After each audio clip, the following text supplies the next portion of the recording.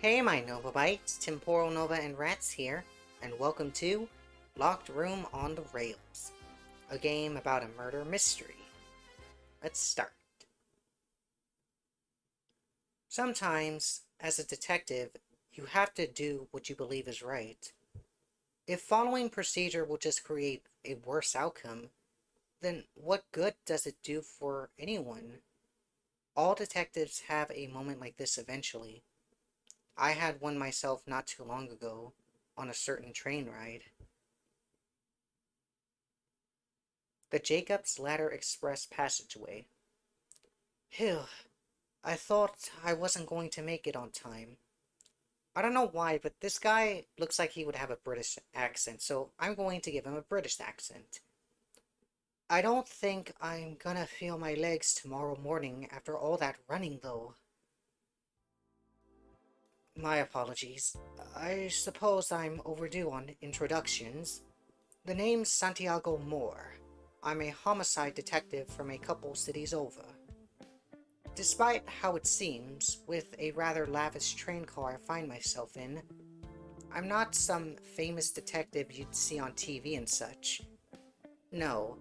In fact, I'm here because my partner somehow won a ticket for me to ride back home with after my much-needed vacation. Sometimes I wonder what they got that much luck from, and why they haven't used it on a lottery ticket yet. Excuse me, sir. I'm interrupted from my internal monologuing by the conductor, standing off to the side with my luggage. If you would be so kind, I'd be more than happy to show you to your room for this trip. Oh, of course. My apologies for keeping you. Think nothing of it, sir. Now, right this way. You know what, I'm just gonna give everyone a British accent. I just feel like this takes place in Britain. Following their lead, I'm taken to a passageway with several suites all neatly lined up. Almost all of them show signs of having occupants already, except for one right in the middle. It's this one right here, sir. Room 105. Would you like me to help you put away your belongings? Thank you, but I think I can manage from here. Of course, good sir. I'd also like to quickly let you know that our dinner course will start being served from 5:30 to 8 p.m. in the dining car. You can also call upon the kitchen staff to bring you small snacks and drinks to your room at your leisure before lights go out at 10 p.m. Thank you very much. I'll keep that in mind. The conductor gives a polite bow, then walks down the hall and out to the next car. I look at my watch and think about my plans for the evening. Dinner honestly sounds like a good idea. All that running left me starving. Barely ate lunch, too, to try to catch this train. Excuse me. After that, I can just relax for the remainder of the trip. It should only take a day or so to... Hey, you! The sudden yelling almost makes me fall over as I look behind me. There I see a burly-looking man, the strength of his frown matching his bulk. Can I help you with anything? Can I help you with anything, he says. You've been blocking this young lady's way for the past few minutes. Peeking from behind him is a timid-looking woman with almond-colored hair, tied up in a messy bun. I then look down and see my luggage was left directly in the middle of the hall.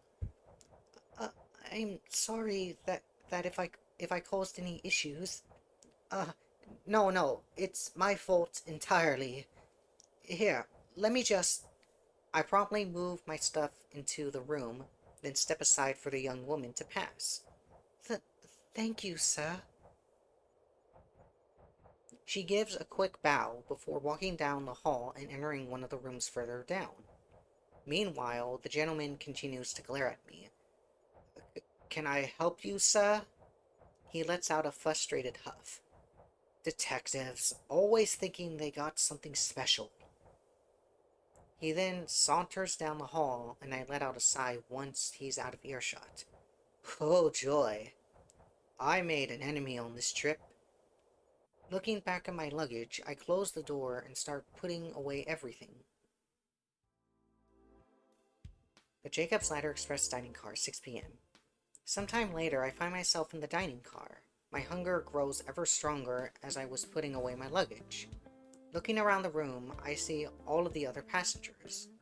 All of them dressed to the nines. Meanwhile, I look down at my regular suit and feel a bit embarrassed. Yeesh, I really stand out, don't I? A stewardess helps me find a seat and hands me a menu. Here you go, detective. Thank you. She bows and goes back toward the kitchen car. Meanwhile, I start to look through all the options before me. Yikes, with these prices, I'm glad my ticket has all meals included. I definitely have to thank them when I go back home for winning this for me. As I'm looking over the menu, I notice someone standing next to me in the corner of my vision. A detective, eh? I hope you don't mind me sitting next to you for a bit. I do, actually. The strange man ignores me, promptly making themselves comfortable across from me. The name's Jake Halville. I suppose you could say I'm a fan of mysteries and the like. I roll my eyes, trying to continue looking through the menu as he drones on. Being a detective yourself, I imagine you have some truly fascinating cases in your backlog. I simply love to hear about them. Sir, even if I had anything interesting to talk about, I definitely wouldn't be telling them to a random man who won't take a hint and leave. He lets out a hearty laugh. Ice cold, detective. Well, if you ever change your mind, you can find me in room 103. Ciao. He stands up from the seat and walks off. I let out a deep sigh, then take a drink of water, feeling absolutely exhausted after that exchange. I never want to interact with that man again. Quite a nuisance he was, wasn't he? I look up again and see a different person standing next to me, this time an older-looking gentleman with slicked-back hair and a bony face. Can I help you, sir? The man chuckles before offering a bow. My apologies if I seem just like another annoyance during your dinner. I feel like extending my sympathies to a fellow passenger bothering by that man. So, he's been bothering other people, huh? I look around the car and see several other people quickly averting their glances from us.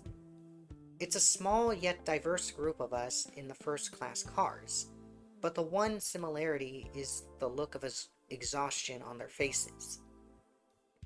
I look back at the man, who then reaches out and offers me a handshake. Edmund Graves, a pleasure to make your acquaintance. Santiago Moore, likewise. Just as things were starting to settle, the annoying stranger from earlier struts his way over to my table again. Detective, are you sure you don't want to... Ugh. In an instant, his face turns as white as a sheet, and then he turns around and leaves the car in no time at all. What was that about? Mr. Graves lets out a deep chuckle. My apologies, that's my fault. I tend to have that effect on people. Because of how ghastly I tend to appear, I've sometimes been described as the embodiment of death itself. He lets out another chuckle. Meanwhile, I tilt my head in confusion. You seem a little too pleased by that. I shan't bother you any longer then. Take care, detective. Mr. Graves offers me a slow, polite bow, then walks out toward the suite car. Letting out a deep sigh, I look at the menu again, finally ready to pick out what I want for dinner. Jacob's Express, Santiago's room, roughly 3 a.m. The rest of the evening was thankfully uneventful, and now I find myself in my room in the dead of night. I shut my eyes for a moment as the lights go out, but I didn't feel tired enough to fall into a deep sleep and ended up waking up around 1 a.m. To try to and help myself get tired, I decide to pull out a newspaper I brought with me and flip through it. I'm on vacay, so it's fine if I stay up a little late. I flip back to the front page, staring at the largest article sitting right in the middle. A new Ripper. Woman found stabbed in Whitecrest. So this does take place in Britain. To think they haven't caught them yet. I can only imagine how much the precinct there is scrambling for answers. Thump. Suddenly, a sound draws my attention from a few rooms over. I stay quiet to listen for anything else, but only silence follows. Another yawn interrupts me as I ponder what I could have heard. No use of keeping myself up any longer to guess what that could be. I place the newspaper onto the table next to me, turn off the bedside lamp, then lay my head down so that sleep can finally take me. Ah! I'm startled awake by a sudden loud scream in the hall. My instincts kick in, and I jump out of bed and rush outside to see what has happened. As soon as I step outside, I see the conductor, white as a sheet, looking into one of the other rooms. Oh, what happened? He's... The conductor shakily points a finger at the room he's in front of, and when I look inside, I immediately see what startled him so. The room was a complete mess, everything scattered about, luggage opened and tossed around, and a person, plain as day, laying in the middle of the floor not moving. That's... It's unmistakable. That's the man from the dining car yesterday, the color gone from his fear-stricken face. Before I can start thoroughly looking around, the neighboring cabins open up. The people I saw yesterday look out into the hallway, most likely curious as to what's going on. As soon as them start to walk toward the room, I turn my attention back to the conductor. Please, escort everyone to the dining car so the scene doesn't get tampered with. And also, ask if there's a doctor on board who can assist us. The conductor, still shaken up, straightens his back and gives a strong bow. Right away, sir. Everyone, there's been an emergency, so please follow me to the dining car if you'd be so kind. He quickly gathers everyone up, and they all disappear into the next car. Meanwhile, I stand guard. As I scan the room, the conductor quickly returns, with one of the other passengers following behind him. An older woman with short silver hair that barely reaches her jaw, whose every step emanates authority. She pulls out a card from her clutch, hospital identification, with a photo on it matching the face she's making at this moment. Dolores Easting. I'm a doctor. Now, where is the patient? In here, madam.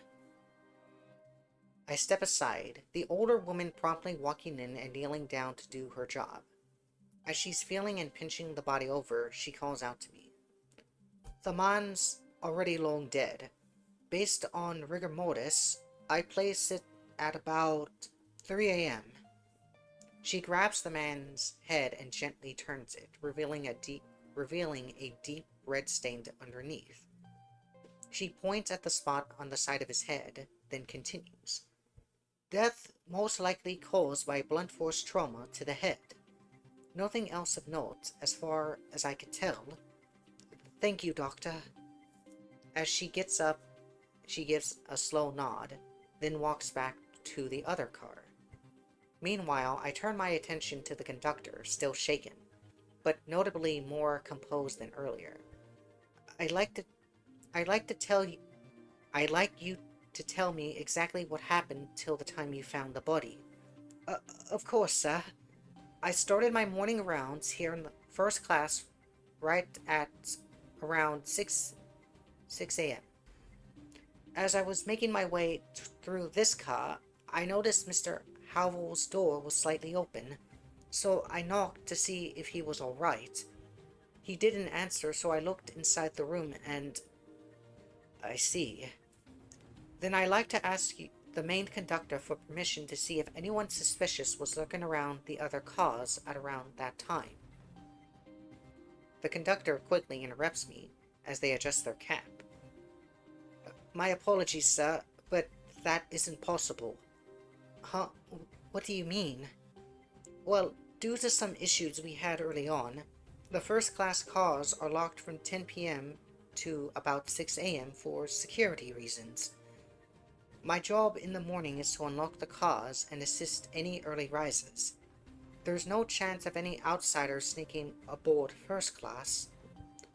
Wait, since no one can get in, am I to assume that no one else also can get out in that case?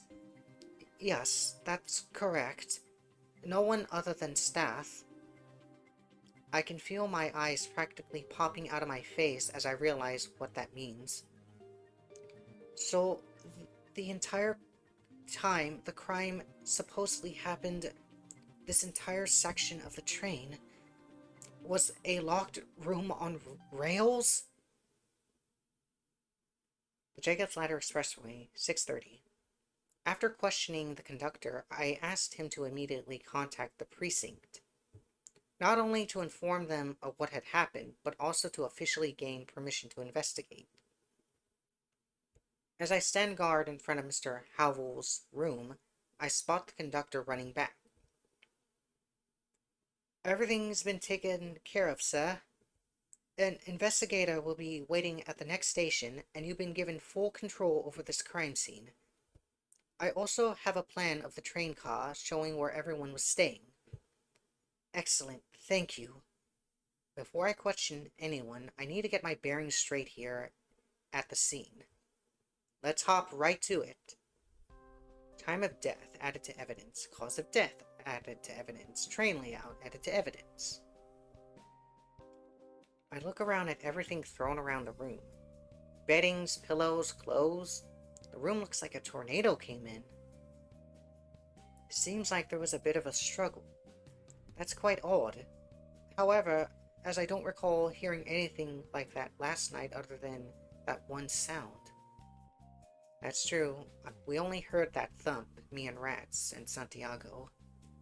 Off in the corner of the room, I spot a newspaper clipping with an article circled in red. I pick it up to see what it says, as then I recognize what's written on it. It's the Whitecrest murder. Why in the world is there a newspaper with this article circled in Mr. Howell's room? Newspaper. Briefcase. Possibly a robbery? Thrown in the corner of the room is an attached case, left open and completely empty. What an interesting clasp it has. Who would you even open it? Or how would you even open it? I don't see any signs of what could have been in there. Attached case. Cabinets? No. Window. Coats. I can't investigate that. I can investigate the sheets and him. I look at Mr. Howell's body, making absolutely sure that there is nothing out of place that Lady Dolores missed in her examination. It's just as she said. Other than the blunt force trauma, there seems nothing else of note. Pretty cut and dry.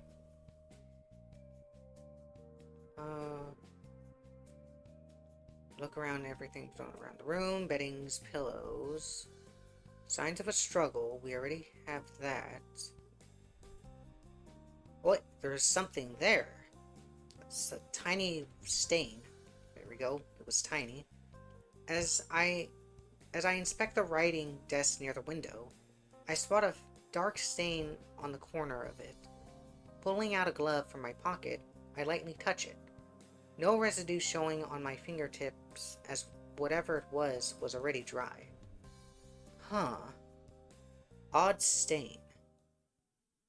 I think that's about everything I can get out of here. I head back out into the hallway, closing the door behind me. Then bring my attention back to the conductor. Please call a member of security to stand guard until we reach the station. Once you get back, I'd like to interrogate the other guests. Yes, sir. With a hearty salute, he runs to the front of the train. I barely get a moment to catch my breath before he runs back with the security guard tailing behind him. Please, follow me, sir. Once the guard takes his place in front of the door, the conductor and I make our way quickly to the dining car.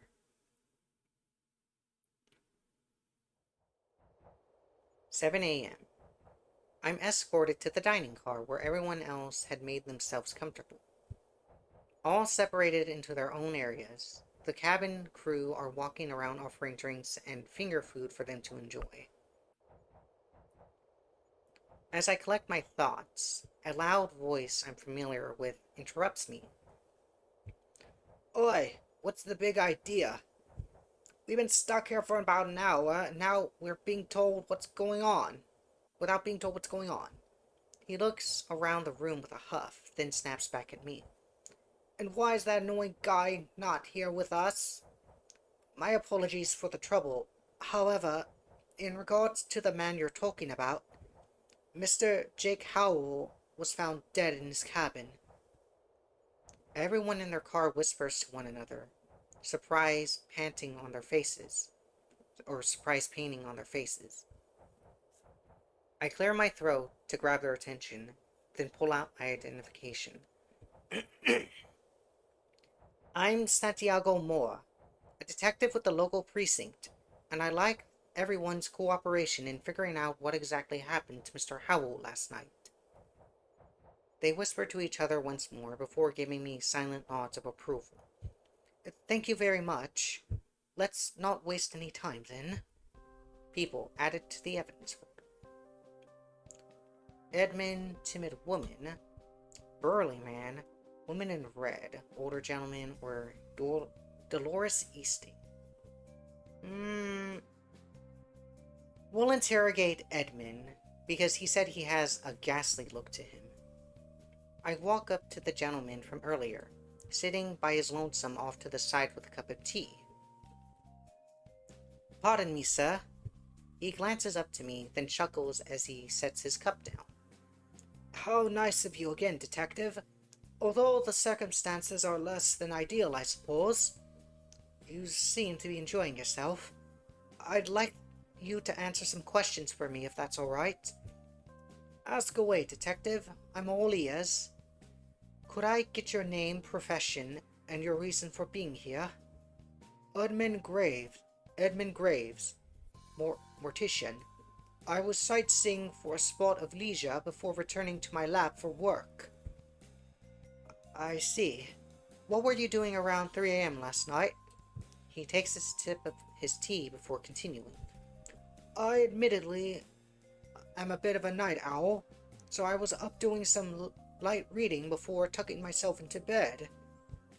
I was up until about, 4.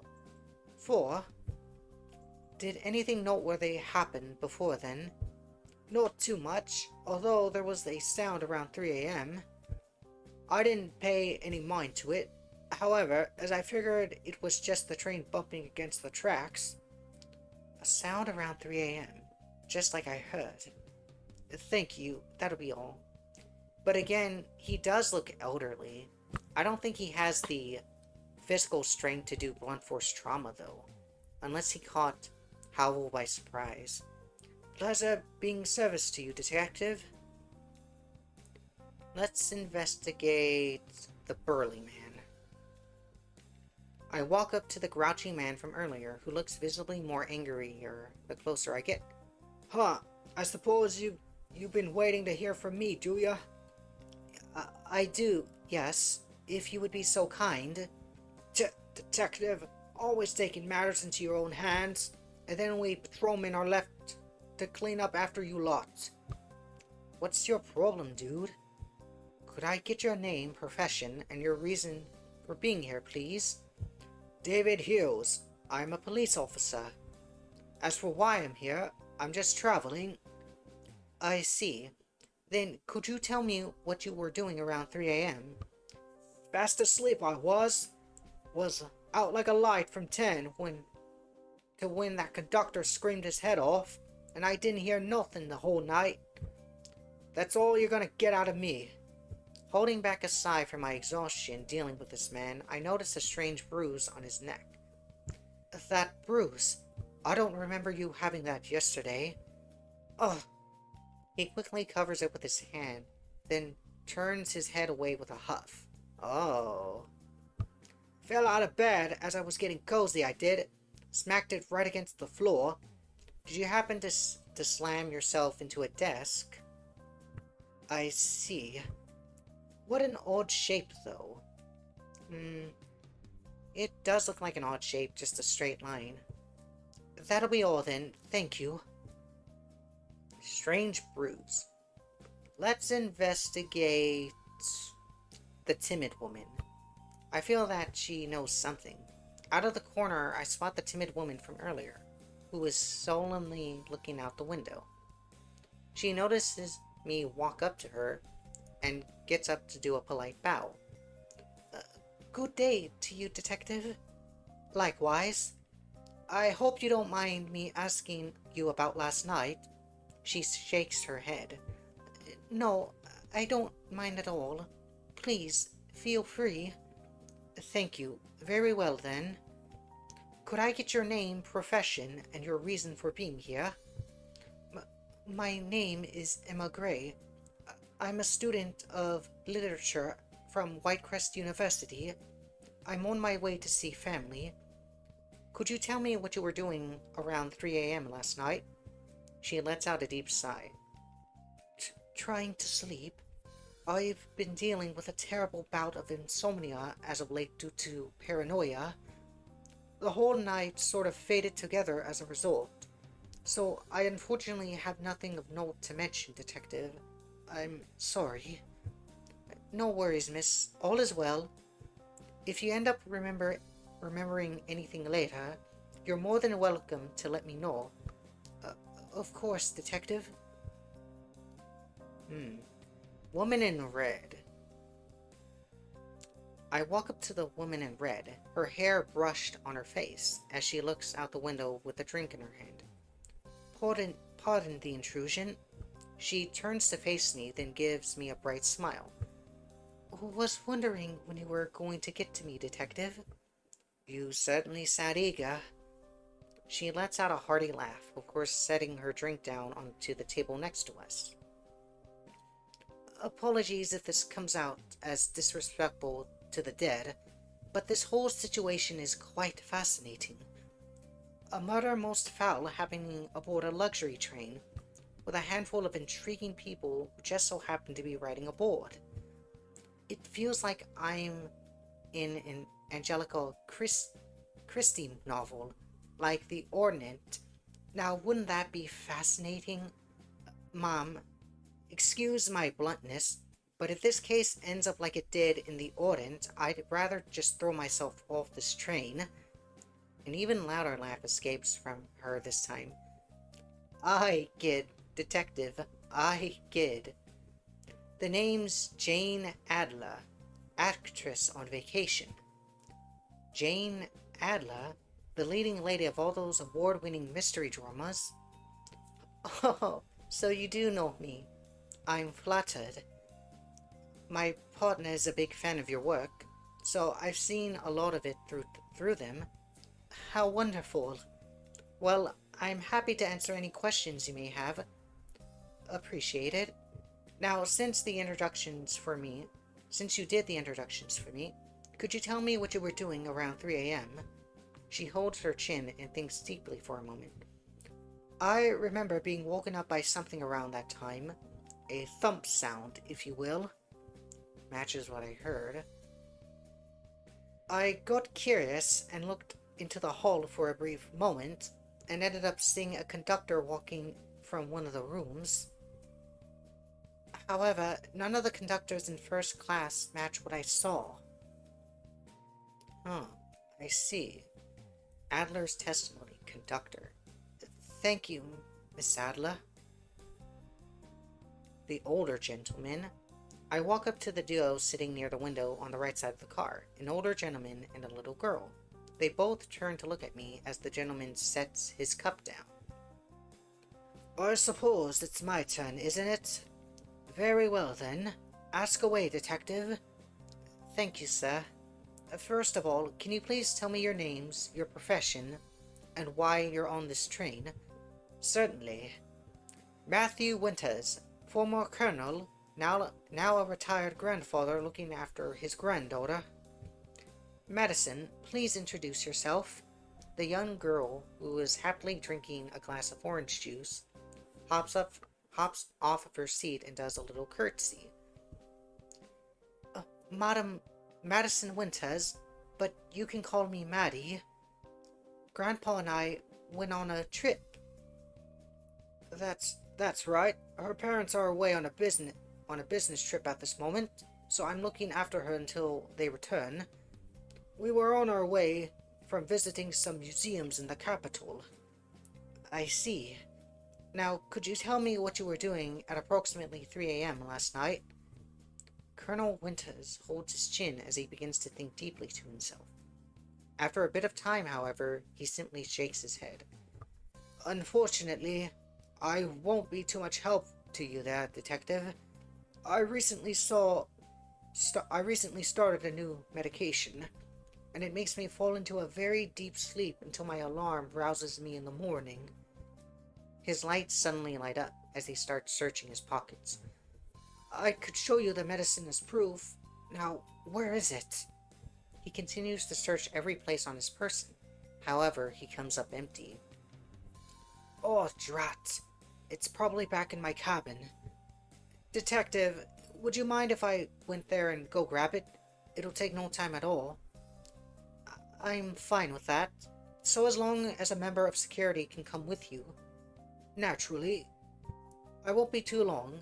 Madison, behave, please. Yes, Grandpa. I signal a member of security who then follows Colonel Winters to the other car. As I'm waiting, a tiny voice starts coughing next to me. You know, you're actually supposed to cough when you do that, right? Anyways, can I help you?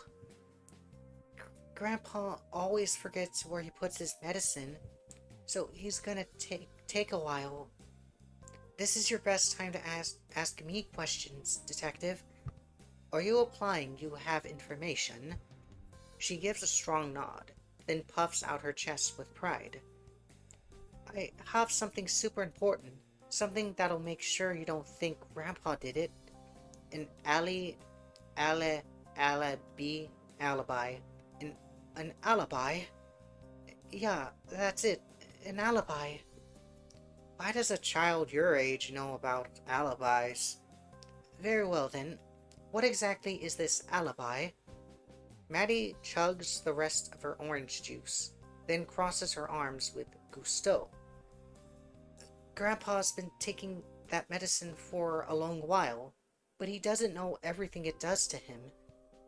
It's true he sleeps like a log, but he also snores super loud. Sometimes I can't sleep because of it. And last night he was snoring the whole time.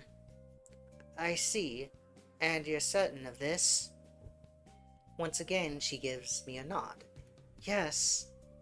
I'm sure if you asked that pretty lady in red, she would say the same thing. She's our train neighbor. That pretty lady in red? I suppose she means Janie Adler. As I begin to ponder everything Maddie told me, her grandmother strides back into the car. My apologies that took so long, detective. Here you are, the medicine and my prescriptions for it. I look over both carefully, confirming that's a side effect of deep sleep written as clear as day. Thank you, Colonel. That'll be all. Maddie's testimony snoring. Now we can speak to Janie Adler again. Oh, one more thing, Miss Adler, if you will. You're neighbors with Colonel Winters, are you? Oh, the older gentleman with the little girl, that I am. I'd like you to confirm something for me then. At around the time of the incident, did you happen to hear snoring from the room next to you? Mrs. Adler clutches her head as she winces. Lord knows I did it. It sounded like an engine was running next to my room. It's a wonder how I managed to sleep at all last night. So the Colonel was in the clear. Thank you, Miss Adler. Now, Dolores Easting. I sit down to Lady Dolores, who doesn't turn to face me as she drinks a cup of coffee. So, you'd like my statement, would you? Yes, I would. I'm extremely grateful for your assistance earlier, so if anything else you could say that could help would be appreciated. She takes another sip, then gently places the cup on the saucer. Ask away, detective. First of all, please tell me your name, profession, and why you're on this train. I am Dolores Easting, head doctor at Berkeley Hospital. I was on my way to a cottage I own out in the country. What were you doing around 3 a.m.? Fast asleep, or at least I was until something woke me up. It was a bit before 3 a.m., if I recall correctly. Do you know what that sound could have been? She shakes her head. Unfortunately not. I didn't manage to hear what it was. However, as I tried to fall back asleep, I did hear something else. Something metal, like a lid opening in the hallway. A metal lid? If I remember correctly, there's a trash bin out in the hallway. I should check it after I'm done interrogating everyone. Thank you, Lady Dolores. After questioning everyone, I turn to the conductor near the door. There's something I'd like to check out in the hall, if you don't mind. Not at all, sir. Lead the way. Thank you. Let's go. We promptly make our way back to the cabin car, having filled in the conductor with what Lady Dolores said along the way, and walk over to the trash bin at the other end. A trash bin with a metal lid. It fits the description she gave. Could you please open it for me? Right away, sir. Donning a pair of gloves from his pockets, the conductor unlatches the top of the bin with haste. I then look inside and notice an envelope sitting right on the top of the pile. Well, well, what do we have here? Could you pull this out for me? With a nod, the conductor does just that. After brushing it off, he hands it to me, and I promptly open it to see what's inside. A hefty collection of paper. Now let's see. The Witness at Midnight, Nicotine. I blink a few times, reading the header on the first page over and over. Nicotine? Whatever you're an onlooker or a member of the Force, there's not a soul who doesn't know the name Nicotine. A controversial crime fiction author. People have tried to sue him dozens of times for basing his stories off of real-life cases. However, they all end up failing due to the powerhouse of lawyers he has at his disposal. What in the world is one of his manuscripts doing on this train? I then think back to last evening in the dining car when I first met Mr. Havel. So, a controversial manuscript. I suppose you could say I'm a fan of mysteries and the like. Being a detective yourself, I imagine you have some truly fascinating cases in your backlog. I'd simply love to hear about them. After thinking it over for a moment, I turn my attention to the conductor. I need you to quickly confirm something for me. Please go contact Nicotine's publisher about whether he goes by any other names. I'm sorry, but what does this have to... I interrupt him, showing the header of the manuscript. If I'm right, then one of his manuscripts being on this train is no coincidence. Now hurry. Yes, sir. The conductor runs toward the front of the train in the blink of an eye. Meanwhile, I stare at the envelope in my hands. I should read this over carefully. I flip through the pages and thoroughly read everything. This latest story chronicles a timid female lead who witnessed a brutal murder in the dead of night. Fearing for his life, she travels around the country to avoid the ire of the killer. The story ends on a cliffhanger, making readers wonder about her fate. One specific section early on catches my attention due to the amount of detail about the crime and the persons involved. The moon cutting through the darkness like a silver blade. The timid woman looked on in horror at the scene before her. The victim stabbed beyond recognition, and standing over her, the ghoulish monster responsible. His frightening appearance can only be described as seeing the embodiment of death itself, with a ghostly pale skin, a sharp bony face, and two dark eyes that have borne witness to the pits of hell. Soon enough, the conductor returns, gasping for air after running with all his might. Uh, uh, sir, I have important news. He catches his breath, then continues. We contacted Nicotine's publisher, just as you asked, and after relaying the reason, we learned Nicotine is his pen name, and that his real name is Jack Howell. So, the author was dead. Bingo, just as I thought. Thanks for your hard work, conductor. I stare at all the evidence I collected so far. I think I have enough to start making connections between them so I can paint a better picture of this whole scene. Wait, before I do anything, let me save. I want to see if there's a bad ending to this. So let's see. An empty attached case. No clue what could have been inside. Manuscript. Could the manuscript have been inside the case? The Witness of Midnight found in the trash bin. Combine. Newspaper. Time of death and the train layout. Snoring. Okay, wait. Let's go with Adler's testimony. Loud snoring.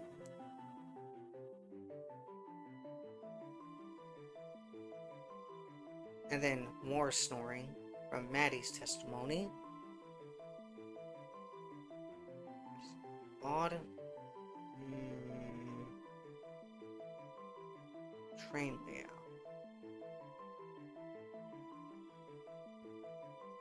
Only 2 items at a time can be combined. Okay. Wait, so how do I get out? Oh, there we go.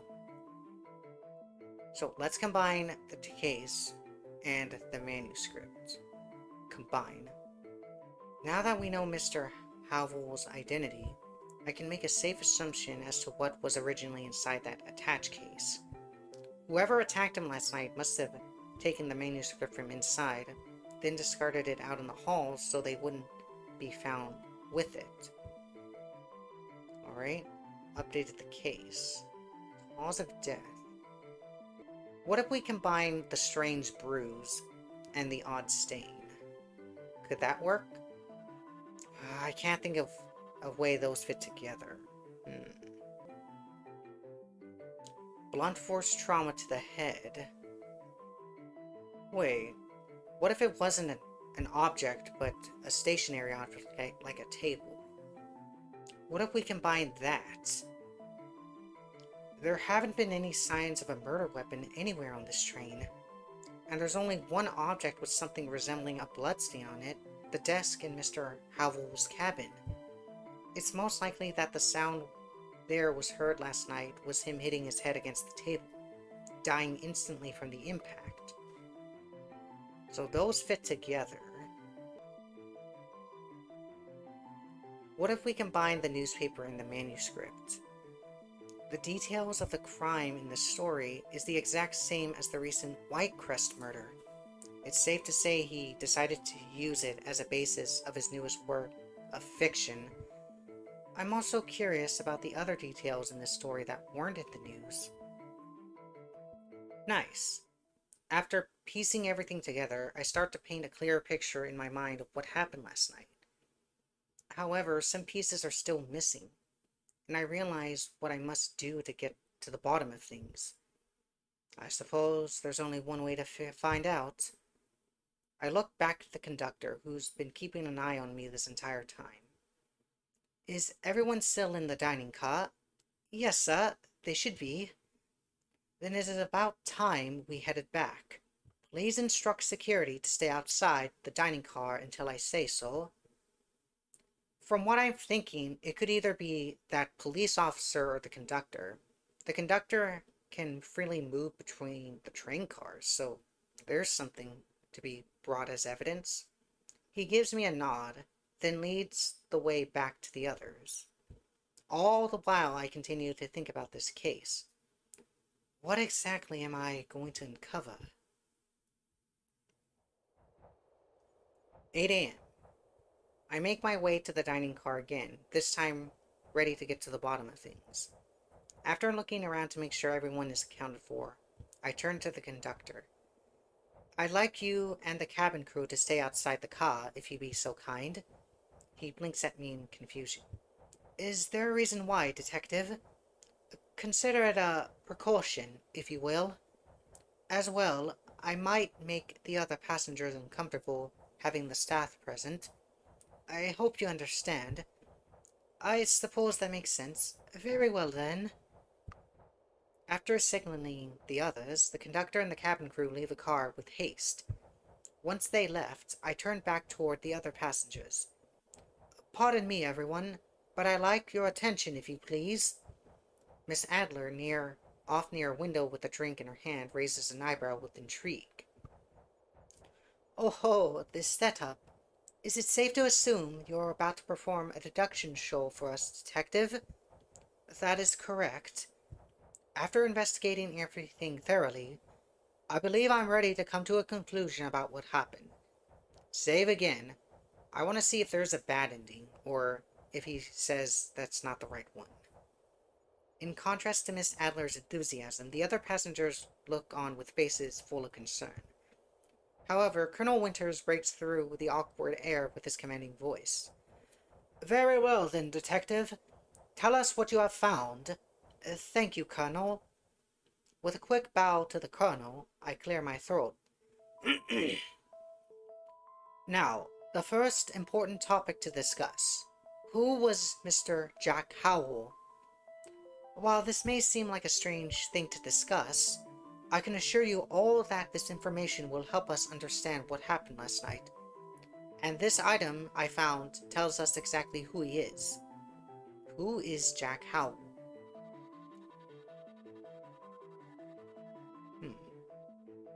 The nicotine. Lady Dolores, do you recall that you told me about a strange metallic sound you heard last night? Yes, I do. It was just after 3 when I heard it. Right. Well, out of the passageway there happens to be a trash can with a metal lid. When we looked inside, we found an envelope containing a manuscript for a new story written by Nico Teal's team. Everyone starts to whisper among each other upon hearing that name. The fact that this was found aboard this train, are you suggesting what I think you are? That I am. After contacting his publisher, we can confirm that the man known as Jack Howell was the person behind the infamous Nick O'Teen. We can also surmise, based on what we found, that this is the reason for what happened was to get rid of his manuscript. Mrs. Adler raises her hand to politely interrupt me. Yes, Mrs. Adler? Doesn't that seem a bit excessive, detective? Sure, the man made a living using real-life cases for his stories, but surely it wouldn't get to the point where someone had to kill him over it. What if, in fact, it did? All of his stories up to this point, while insensitivities to those affected, have only ever focused on cases that were already solved. However, this new story he wrote is directly based on a certain ongoing case. What is this story based on? The Whitecrest murders. Just 2 weeks ago, a brutal murder happened in Whitecrest. A woman was stabbed several times, and both the murder weapon and the murderer have not yet been found. However, there is another vital thing that hasn't been mentioned either. The key witness. I pull out the manuscript once again, holding it next to the newspaper article. In Mr. Halvol's room, I suspect I found a snippet of an article about the murder. The details presented in it fit perfectly with key elements in his new story, The Witness at Midnight, with one important addition: details about the witness that not even the public know about. It's likely that, should this story have ever been publicized, it would have put this witness in danger. Once again, everyone starts to whisper to each other worryingly. However, Colonel Winters, with his commanding voice, brings all the attention into the room onto himself. A very plausible theory, Detective.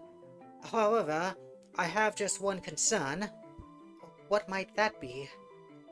Say that you are correct, and the perpetrator's goal was to get rid of the manuscript. Would that have necessarily, or would the man who would have been killed? I hate to posit this, but it would have probably been easier to simply steal the manuscript. Huh, he's right. There's no immediate reason as to why Mr. Halvol had to die in this scenario. Unless, am I thinking about this the wrong way? What was his death? What was Jack Howell's death? The bloodstain on the corner of the desk. Lady Dolores, could you confirm for us what the cause of Mr. Halvol's death was? Certainly. It was blunt force trauma to the head, and I found a sizable wound on his left temple. Thank you. Now, normally, when one thinks of blunt force trauma as a case of death, an immediate thought would be that they were hit over the head with something. However, falling and hitting your head upon something hard could also cause a similar outcome. I found a strange stain on the corner of the desk in his room. If we compare the stain to the injury on his head, we can determine that was Mr. Halvol's death, was an accident. It's likely someone tried to steal the manuscript, but was discovered by Mr. Halvol. They fought, causing the mess in the room, until Mr. Halvol fell backwards and hit his head on the desk. Pardon me, Detective. I'm suddenly interrupted by Mr. Graves, who's sitting at the back, sipping on his drink while this has been going on. There's just one little flaw in your thinking. The manuscript was found in the trash, wasn't it? Wouldn't it have been easier to simply hide it, and then dispose of it in a more secure manner later? That would have been true if not for Mr. Howell's death. Once we get to the next station, the precinct will start searching thoroughly through everyone's belongings. If they had kept it, then that would have immediately made them suspicious. That's true. The fact that this was found in the trash bin out in the hall also tells us something else. The sound of, presumably, Mr. Howell hitting his head woke up 3 different people. Myself, Lady Dolores, who heard the sound of the trash bin, and a third person who said something important, who also heard the noise. Maddie. Because while she was... Or wait, was it Maddie? No. It was... No, wasn't it him? Please me, focus. No, who also heard the noise? Alright, hang on. The strange noise. There we go. As soon as the noise happened, you looked out into the hall, right, Miss Adler? I did, yes. That's when I saw that suspicious conductor. What you said also happens to highlight something important. Namely, how the culprit could have thrown out the manuscript so quickly. There was very little time after the sound, which we can now presume Mr. Howell hitting his head happened, in order not to throw out the envelope in the trash, but also hide before anyone could see them. The culprit would have also had to be in the northern end of the car, and there is evidence that shows us who was there. What shows us where everyone is? The train layout. This is the layout of the first-class cabins that the conductor gave me earlier. As you can see, there is but one suite that is close enough to the trash bin for our culprit to be able to accomplish this. And that suite belongs to... Who is closest to the trash bin? Oh, okay. Let me save in case I mess up.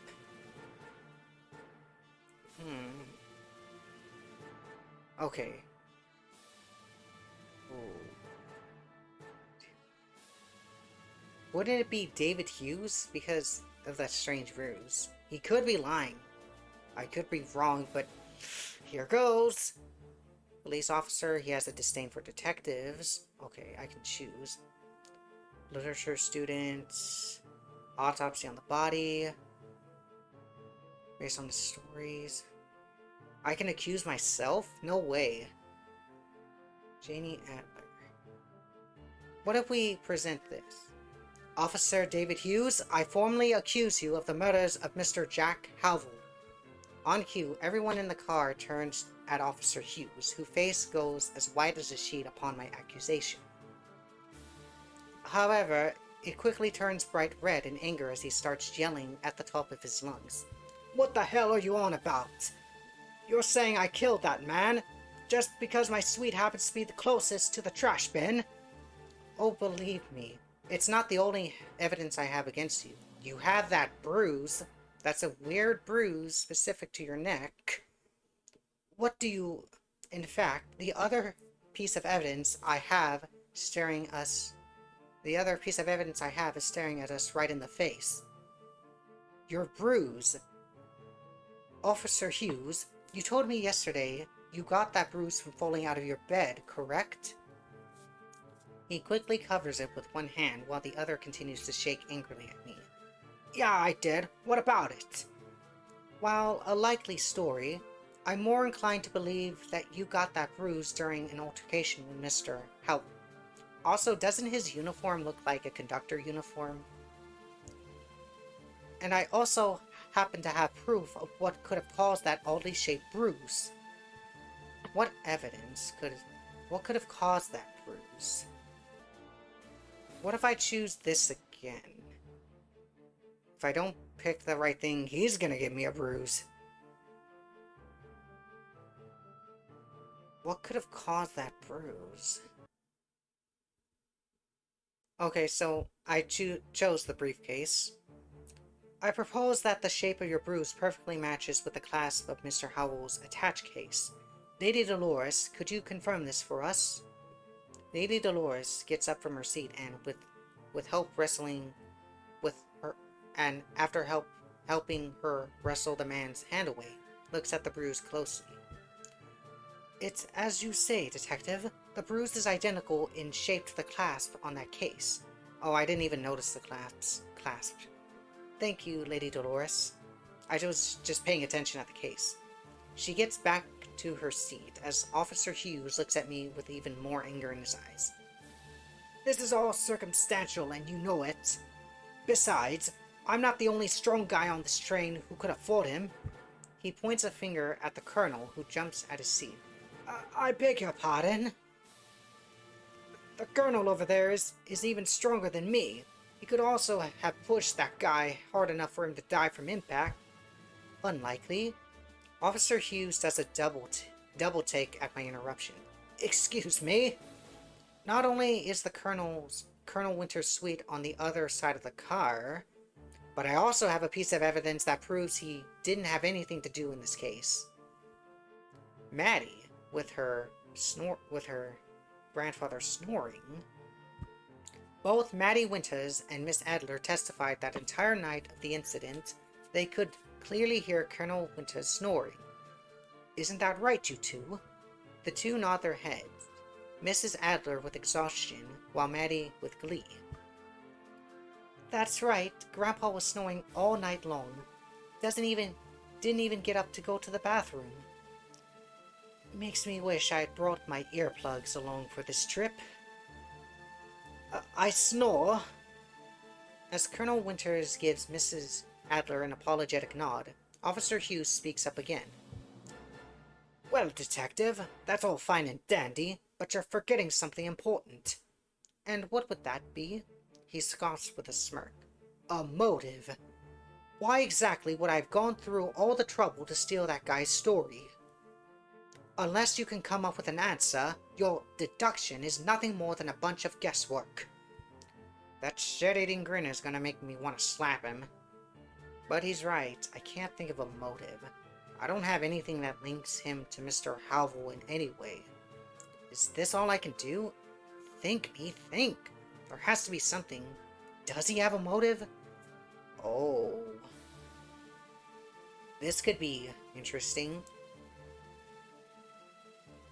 Yes. But then, what could it be? We can't take everything at face value anymore. We have to think outside the box.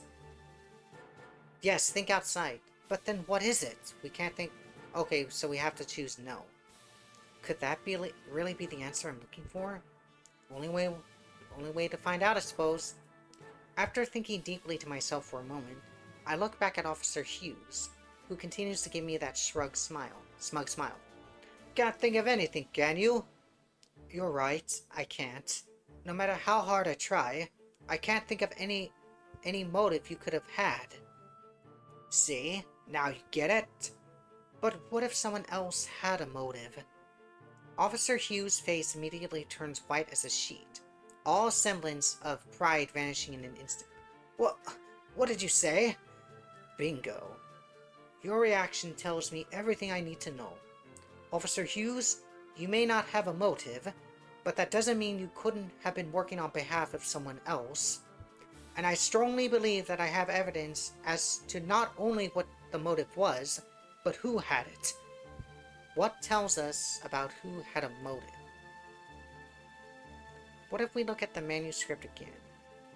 As I mentioned earlier, Mr. Howell's manuscript contains details about a witness that even the public isn't known about.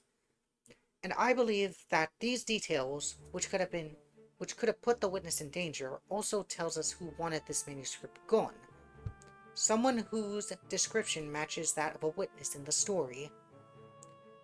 Who matches the description of the witness? Oh. What if we... Maybe I should read the manuscript again. Oh, Emma Gray, witness. Miss Emma Gray, are you the witness from the story? You're the witness from the story, are you not? All eyes turn to Miss Gray, who has been listening silently off to the side this entire time.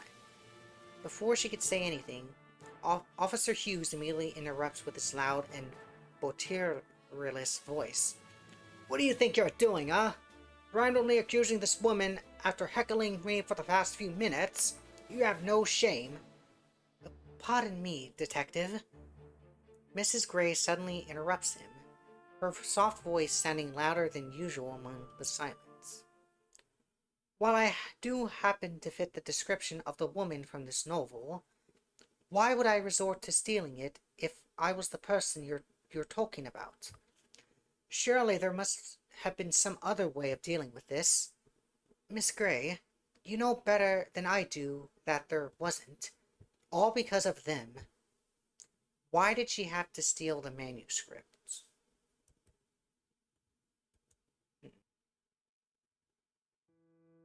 Jack Halvel, also known as Nico Tien, became infamous not only because he used existing cases as material for his stories, but also because of the fact he got away with it scot-free every time.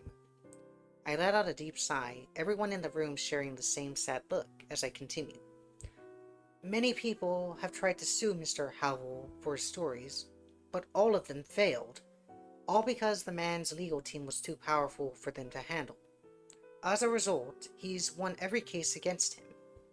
Miss Gray, that is why you resorted to stealing the manuscript, so that it would never be published to begin with. Everyone looks at Mrs. Gray as she hangs her head. I imagine this is how it must have happened.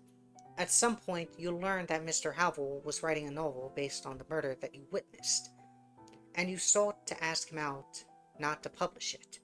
He rejected, and for the past few weeks you been worried about when the story would ultimately be revealed to the world. On this train, you met Officer Hughes, who listened to your woes and offered to try to steal the manuscript for him. The rest, as we know it. Mrs. Gray is silent for a moment, before looking up at me with a sad smile. It's as you say, Detective. Mrs. Gray? She shakes her head at Officer Hughes. No, it's time we come clean about everything. I'm tired. I realized after that horrible night with that man, Jack Howell, knew about what happened and was going to turn it into one of his stories. So I reached out to him and practically begged him not to publish it. However, and miss out on a story as juicy as this? Absolutely not. But please, they haven't caught the culprit yet. What if they learn about me because of your story? Oh, come on. Nothing like that's happened yet. And besides, if anything happened to you, it'd be a great sequel material. That's so insensitive.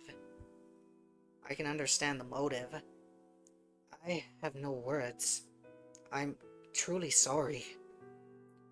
As a result, I haven't been getting any sleep. I've been too afraid something might happen to me. I finally decided to visit my parents to try to ask them for help. It was on this train I ran into Officer Hughes. He was one of the patrolmen who helped me that night and helped keep my identity hidden. Officer Hughes clears his throat, then interjects with a pensive look on his face. When she told me about what happened, I felt I have failed as an officer. I've wanted to make it up to her in any way I could, so I offered to see if that man had the story on him and try to steal it. So, you decided to sneak into his cabin last night to do so. He gives a firm nod before holding the bruise on his neck with a wince. I tried to be as stealthy as I could, but that man was a lighter sleeper than I thought. Woke up as soon as I started looking through his belongings and started to attacking me with his luggage. After that all went down, I threw out that envelope and ran to Mrs. Gray's room to tell her what happened. The two of them bow down solemnly before Mrs. Gray continues. We're truly sorry for all the commotion we caused. Once we arrived at the next station, we'll turn ourselves in. I crossed my arms with a sigh. I really don't like that idea, to be honest. But, pardon? Everything I said up to this point, admittedly, is quite circumstantial. All of this could have happened. However, there's another possibility we could say instead. Miss Adler. Everyone turns to look at Miss Adler, who looks very confused at this moment. Yes, Detective. You mentioned seeing a suspicious conductor last night when you looked out your room, right? She nods, and I continue. Oh. So we could say, instead, something like this. A bitter victim of Mr. Howell, writing, snuck aboard the train, disguised themselves as a conductor, then killed him before escaping into the night. The fact that Mrs. Adler saw something in that description will make it more believable. Mrs. Gray... Miss Gray interrupts me, tightly clutching her chest with a face full of worry. Detective, what are you doing? Officer Hughes and I admitted to everything, so why? Because I don't like seeing other people take the blame for someone else's actions. Let's say we handed you over to the police. Then what? His legal team would make it so you and Officer Hughes take the full brunt of what happened. You two are penalized, and even in death, Mr. Howell would get away with what he did with no consequences. I look around at everyone else in the car, who are staring at me with concern. In order for this to work, I like everyone's cooperation. I know it's unprofessional as a detective. However, I'd rather these two not take the fall for all of Mr. Howell's misdeeds. Everyone looks at each other and whispers. However, Mr. Graves interrupts me with a chuckle. I see now. So this is why you asked the train crew to stay outside the car. You planned this out from the beginning. correct. While I don't know the finer details at this time, considering who the victim was, I wanted to cover my bases. Then I give everyone a bow, and I hang my head.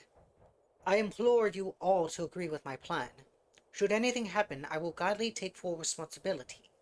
However, this will only work if everyone chooses to cooperate, so please. The room is silent, everyone quietly thinking to themselves, to the point where I can hear my own nervous breathing. However, Mrs. Adler suddenly chuckles to herself.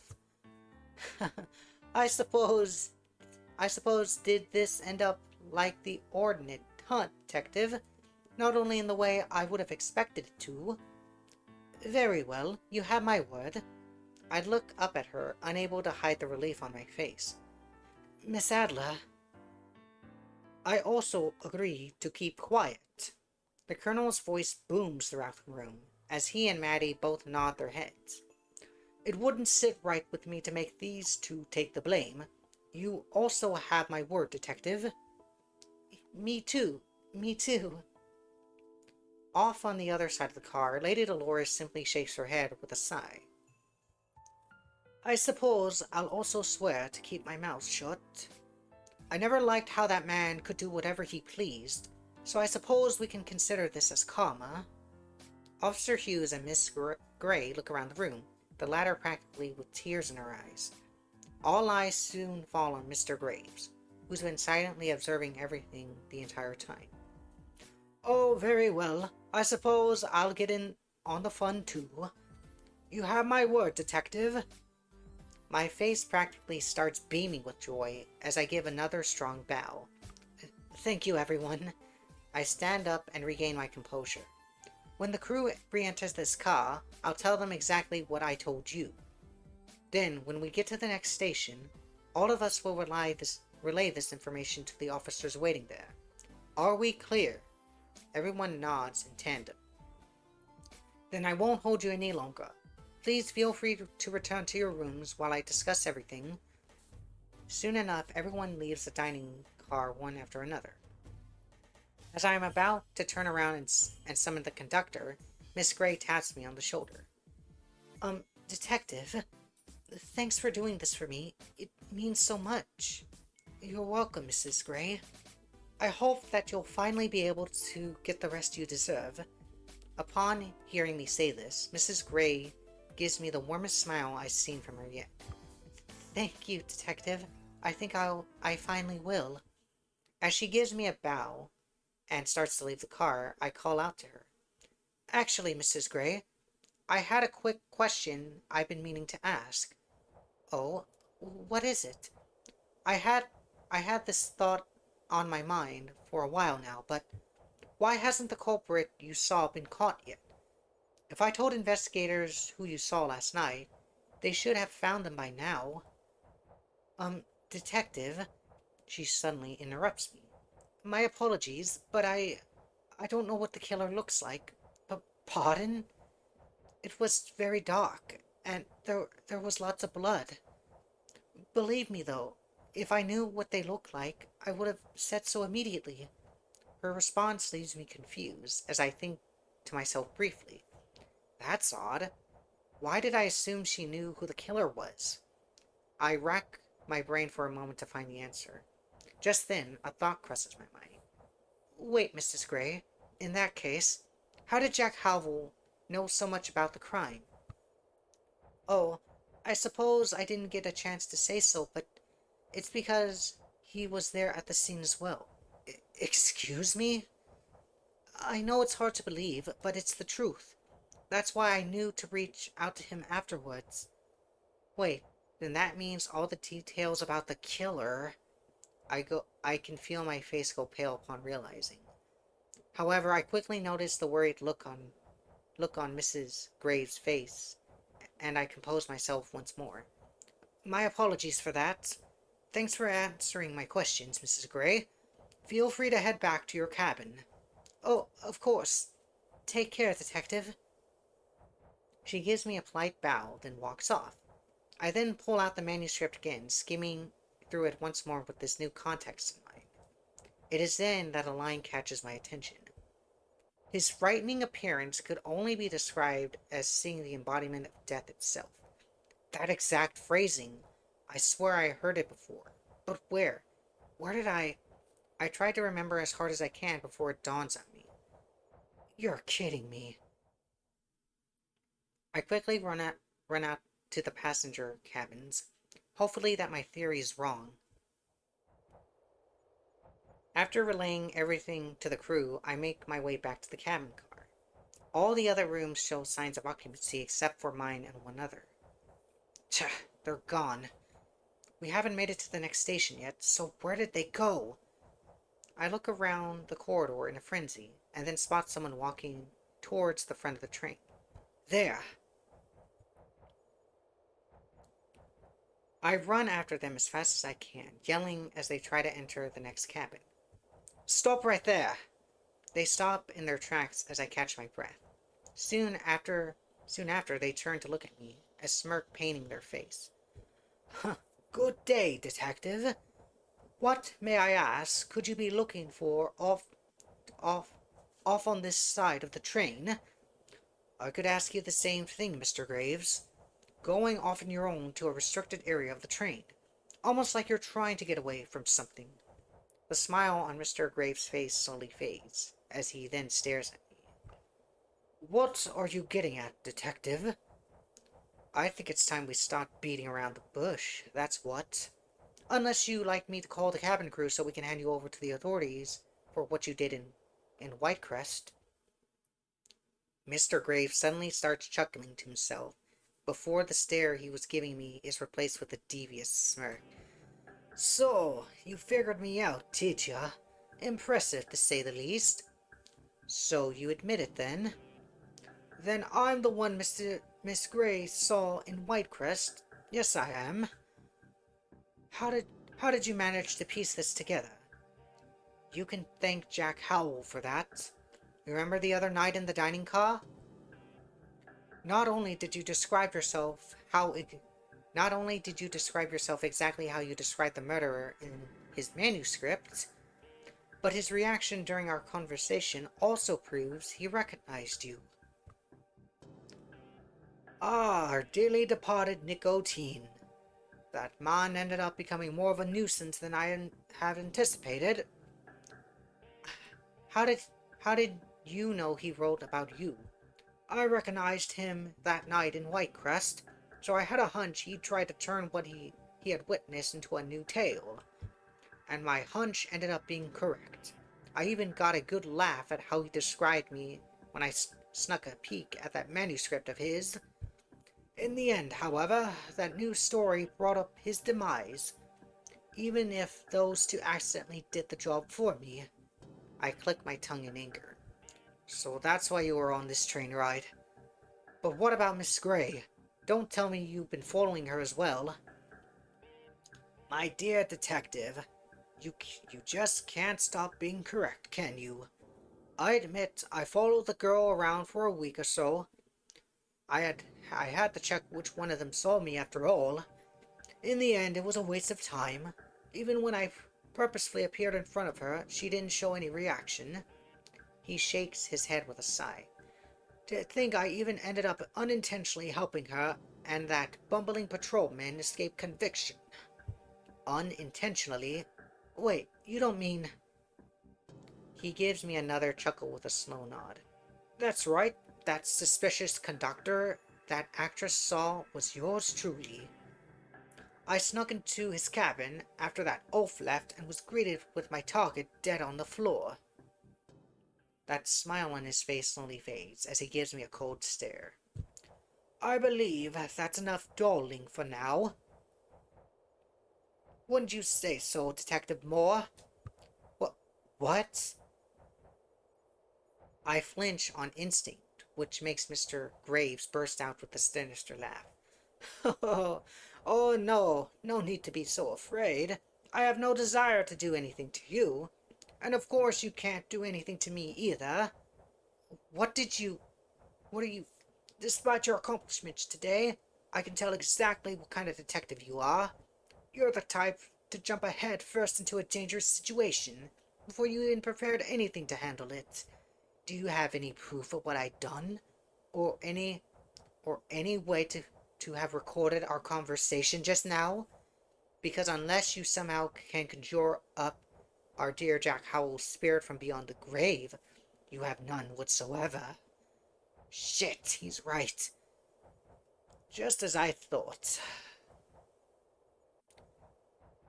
Since you gave us such a good show earlier, I'll leave you be for now. But if we ever cross paths again in the future, dear detective, just know I won't show mercy a second time. Farewell. With one last menacing smile, Edmund Graves enters the next train car, closing the door behind him. And I'm forced to watch him saunter off, my fists shaking in anger. A voice comes over the speakers. Arriving at Mayfield Station in approximately 5 minutes. All passengers departing at Mayfield, please prepare all of your belongings. All I can do is sigh once more as I start to make my way back toward my cabin. Staring at my reflection in the window, I think to myself, the feeling is mutual, because if I see you again, I'm making sure that you end up behind bars for what you've done. That's a promise.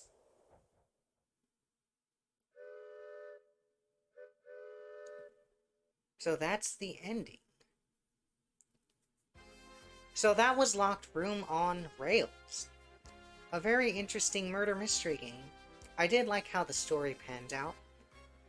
This was Temporal Nova and Rats. Thank you all so much for watching. If you like our content, please consider liking and subscribing as it helps us a lot.